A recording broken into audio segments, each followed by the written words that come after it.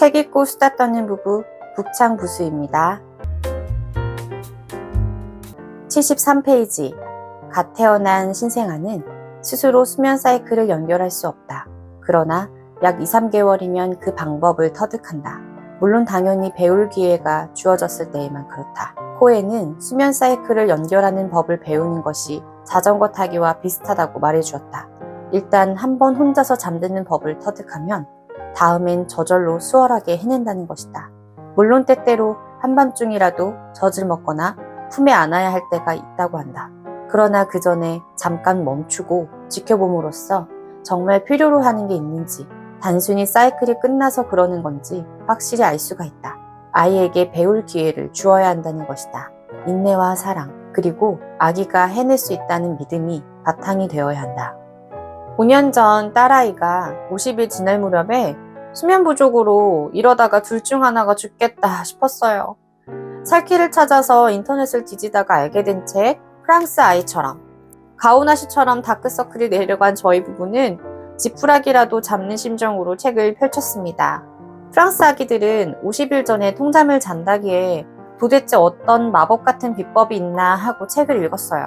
지금은 정답이라고 생각하지만 당시에는 이해하기 힘들었던 라포즈, 잠깐 멈추기가 프랑스식 표현으로 잠을 하는 아이, 우리말로는 통잠을 자는 아이로 만드는 비결이었습니다. 책 읽기 며칠 전 어디서 주워들은 어설픈 수면 교육을 한다며 자지러지게 우는 아이를 두고 요람 밑에 숨어 오래 멈추기를 시도한 적 있었던 남편은 실망한 나머지 파리지엔과 조선인은 국민성이 다르다. 이 방법은 조선인에게 맞지 않다며 본인의 피를 부정하기까지 했습니다. 당시 아이 수면에만 관심이 있었던 저희 부부는 이 다이아몬드 같은 책을 큐빅 취급하며 책장 한켠에 꽂아두었어요. 그로부터 6년 후 다이아몬드를 놓친 저희 가정은 부모로서의 권위는 바닥에 떨어졌고 아이는 왕이 되어 있었습니다. 엉망이 된 아이의 식사 예절, 칭찬받고 주목받기 위해 의도된 행동을 하는 아이, 그리고 점점 인내심 없는 아이가 되는 것 같아서 다시 펼쳐든 프랑스 아이처럼은 6년째 방향성 없이 헤매고 있는 저희에게 육아에 대한 철학과 가치관을 재정립해 주었습니다. 좋은 부모가 되기 위해 읽은 많은 육아 서적들과 다르게 이 책은 단순 정보성으로 육아 스킬과 노하우를 알려주진 않지만 그런 정보를 찾던 부부라도 이 책을 읽는다면 육아의 방향성을 잡을 수 있어 저희처럼 6년째 헤매는 일은 없을 거예요. 아이의 인내심을 길러주는 라포즈, 잠깐 멈추기와 같이 프랑스 육아의 핵심이자 이 책의 핵심 키워드인 카드르는 틀이라는 뜻으로 엄격한 제한과 한계를 두되 그 안에서는 모든 것이 가능한 자유를 주는 것이에요. 아이를 속박하는 것이 아니라 아이에게 예측 가능하고 일관된 세계를 만들어주는 거죠. 각자의 가정에서 카드리를 설정하고 잠깐 멈추기와 같이 실천한다면 그것이 바로 아이, 엄마, 가족 모두가 행복한 프랑스식 육아로 가는 길입니다. 육아 관련 책이라 그런지 할 말이 너무 많았어요. 그럼 북창부수 부부책 수다를 바로 시작해볼게요. 윤발이 안녕? 야, 차 좀 마셔줘 좀. 오늘은 이야기할 게 너무 많아.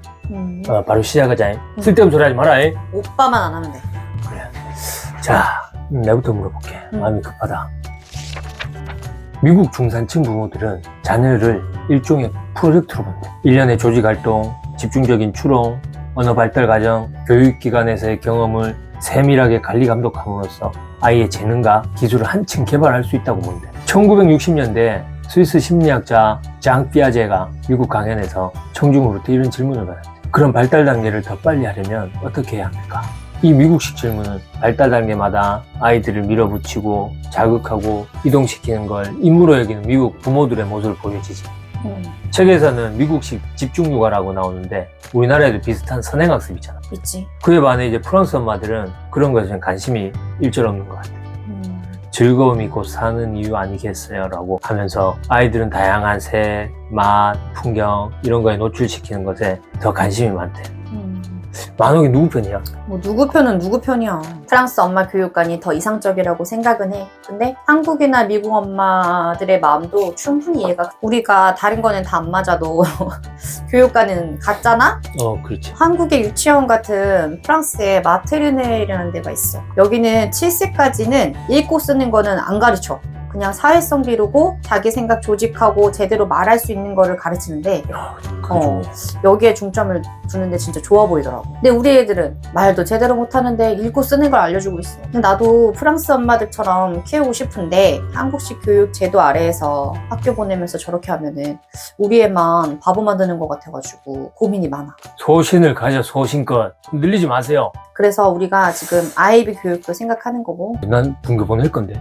무슨 분교를 보내 또. 분교 왜 어디가 어때서? 흙 퍼먹고, 소꿉놀이 하고, 얼음땡 하고, 무궁화 꼬치도 하고, 넘어가. 106페이지에 프랑스 부모들은 아이에게 좌절감을 안겨주는 게 해가 될지 모른다는 걱정은 하지 않는다. 오히려 아이가 좌절감에 대응하지 못하는 게 더 해롭다고 생각한다. 좌절감에 대응하는 것은 핵심적인 삶의 기술이기 때문이다. 이를 가르치지 않는다면 태만한 부모가 되는 것이다 라고 했어. 이 부분 읽는데 나는 죄 지은 기분이 드는 거야. 대역죄인이야. 맞아. 우리 둘 다 아이가 상처받고 주눅드는 게 싫으니까 거절도 못하고 거의 뜻대로 다 해줬잖아.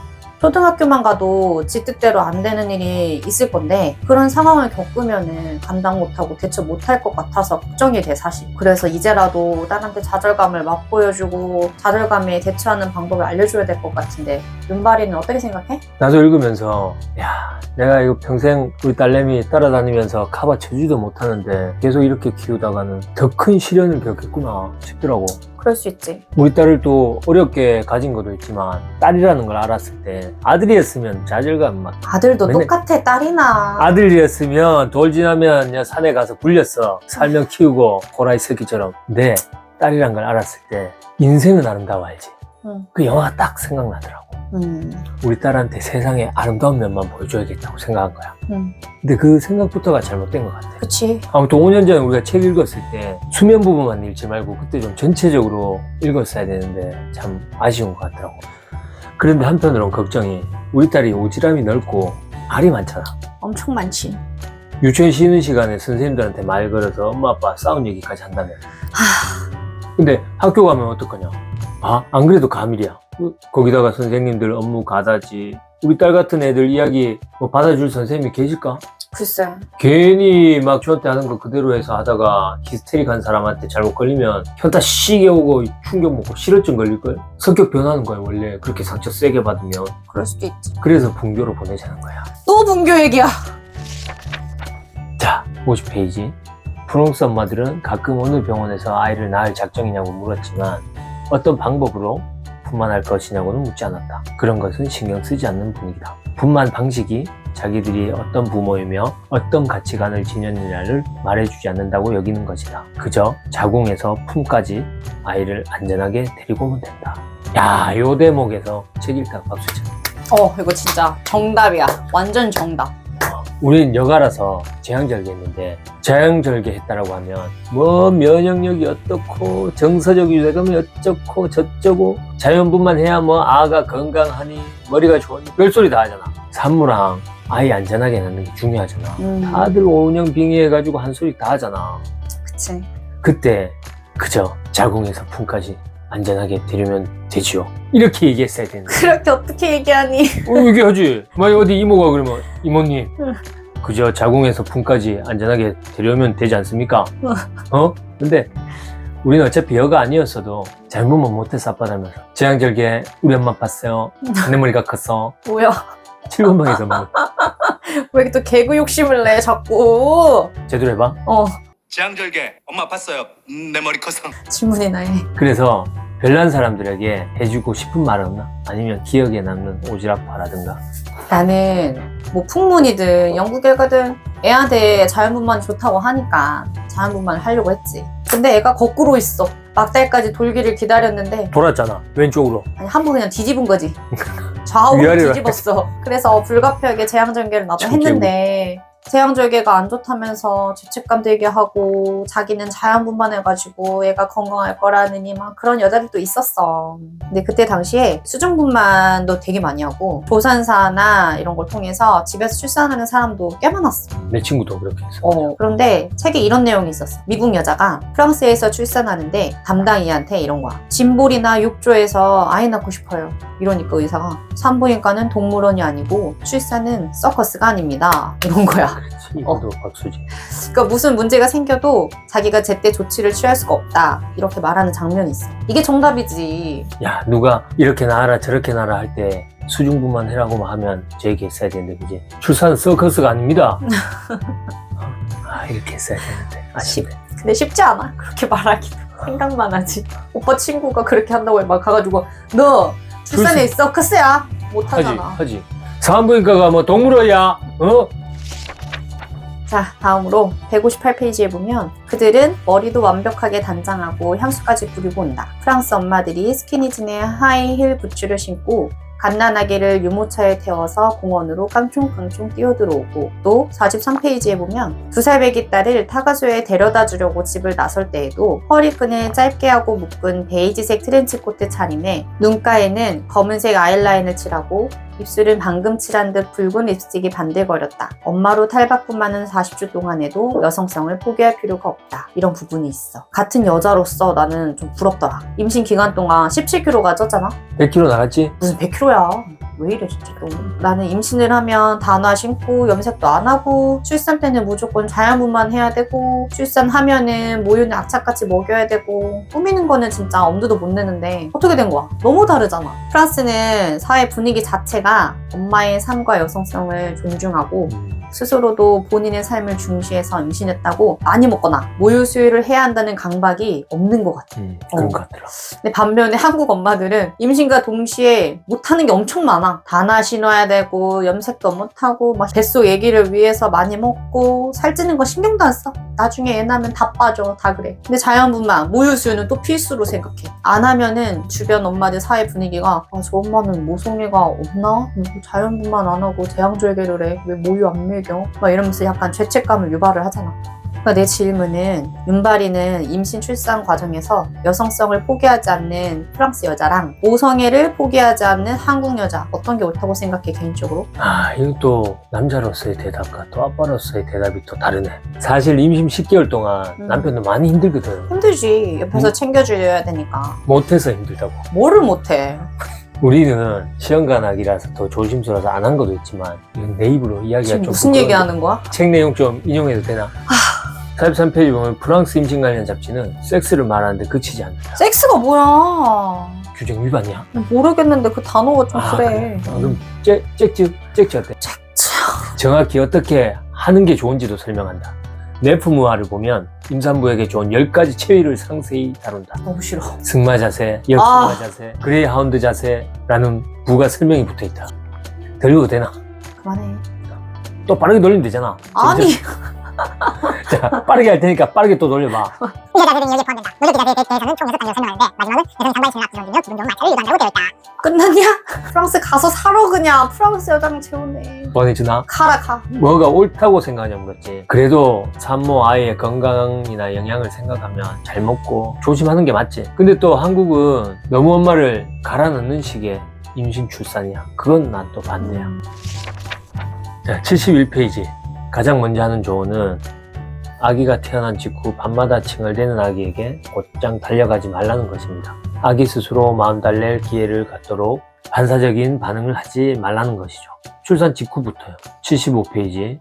아기가 우는 건 뭔가 하고 싶은 말이 있기 때문이라고 믿기 때문이다. 잠깐 멈추기를 하고 아기를 관찰하고 귀를 기울인다. 답변을 내놓기 전에 먼저 질문에 귀를 기울이는 것은 상식이다.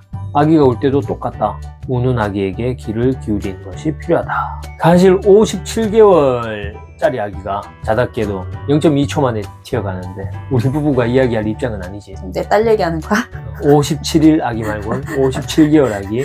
우리도 5년 전에 이 책을 처음 읽었을 때 수면 부족으로 다크서클 장난 아니었지. 가온아씨 저리 가래였지. 이 시기 부모들이 가장 궁금해하고 바라는 것이 통잠일까요? 그치. 그 해답이 내가 생각했을 땐 앞에서 말한 잠깐 멈추기고. 근데 책에서 잠깐 멈추기를 한 이유가 하나가 더 있어. 아이한테 참을성을 길러주기 위해서라고 하잖아? 나는 이 부분이 더 중요하다고 생각을 해. 책 속에서 마시멜로 실험을 했어. 아이를 마시멜로가 있는 방으로 데려가. 너 잠깐 여기 있어. 내가 잠깐 어디 갔다 올 건데 갔다 올 때까지 이거 안 먹으면은 너 하나 더 줄게. 이렇게 얘기를 해. 근데 실험에 참가했던 아이들의 성장 과정을 추적을 해봤어요. 듣지 않고 참아낸 아이일수록 집중과 추론 영역에서 우수했대. 잘 기다렸던 아이들이 스트레스 상황에서 무너지지 않는 경향이 있고. 우리 딸은 어떨지 궁금하네. 나도 궁금하다. 그래서 나는 잠깐 멈추기가 이 책의 핵심인 것 같아. 참을성 있는 아이로 키울 수 있는 그 시작이 출생 직후부터라는 거지. 인내는 미덕이지. 인생 살면서 진짜 필수 덕목이야. 아니, 근데 질문도 안 했는데 질문에 답을 했네. 이 책과 이 영상을 보시는 분들, 그리고 수면 부족으로 고생하시는 신생아 엄마 아빠들에게 해주고 싶은 말은 없냐고 물어보려고 그랬거든. 한마디로 요약을 하면 잠깐 멈추기를 통해서 아이한테 배울 기회를 줘야 한다라는 거죠. 지금까지 6년차 부모의 지극히 개인적인 육아 이야기였습니다. 임신, 출산, 육아. 지나고 나니 그립고 웃으며 이야기할 수 있지만 당시에는 많이 힘들었어요. 대한민국 부모님들 힘내세요. 고품격 도서 토론을 지향하는 북창부수 부부토론이었습니다. 183페이지 아이를 그냥 내버려두는 원칙은 프랑스 양육의 소우성 프랑스와 돌토로부터 유래한다. 돌토는 아이가 스스로 해마다 문제를 해결할 수 있도록 혼자 안전하게 놔두라고 분명하게 말한다. 돌토의 책 아동기의 주요 단계는 이렇게 묻는다. 왜 엄마가 아이를 위해 모든 것을 해야 하는가? 아이가 설령 아침에 혼자 옷을 갈아입고 신발을 신느라 시간을 다 써버려도 스스로 문제를 해결했다는데 꽤나 흡족해한다. 스웨터를 거꾸로 입거나 바지가랑이가 서로 꼬여있거나 동네 골목을 휘젓고 다녀도 무척 행복하다. 돌토의 책 속 질문이 며칠째 머릿속에서 떠나질 않고 있어요. 저희 아이에게 많이 부족한 인내심, 그리고 실패를 인정하지 못하는 태도가 잘 드러나는 경우가 예로 잘 들어져 있어서예요. 왜 내가 아침마다 옷을 입히고 신발을 신기고 있지? 내일 아침에는 딸아이 스스로 옷 입고 신발 신고 등원할 수 있도록 여유 있게 기다려주고 응원해줘서 작은 성취감을 느끼며 등원길에 오를 수 있도록 해야겠다 다짐해요. 하지만 매일 아침 기다리다가 한숨을 쉬거나 재촉하는 저를 발견해요. 프랑스 엄마들은 갓난아기조차 뭔가를 배울 수 있고 좌절에 대처할 수 있다고 믿고 잠시 기다려주는데 반성하게 되네요. 아이 스스로 헤매다 문제를 해결할 수 있도록 혼자 안전하게 놔두겠습니다. 옳은 출산과 육아라는 이 명제가 없는 물음의 답을 정해놓고 감나라 배나라 쉽사리 이야기하는 사람들. 친구의 임신 소식에 웰컴 투 헬이라고 해도 웃고 넘기며 육아는 전쟁이다, 육아는 지옥이다. 그리고 이제는 사전에까지 등재된 독방 육아.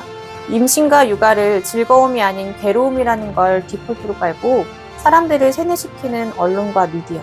육아라는 단어만 나오면 다들 쇼미더머니 래퍼가 돼서 누가 더 헬인지 자웅을 겨루는 세트. 이런 사회 분위기 속에서 임신과 출산을 앞두고 걱정이 많은 부부. 자신들이 옳은 방향으로 가고 있는지 점검해보고 싶은 부부. 행복한 육아를 꿈꾸는 부부들에게 이 책은 임신과 출산을 살면서 가장 의미있고 행복한 경험으로 만들어줄 것입니다. 부부가 행복해야 아이가 행복합니다.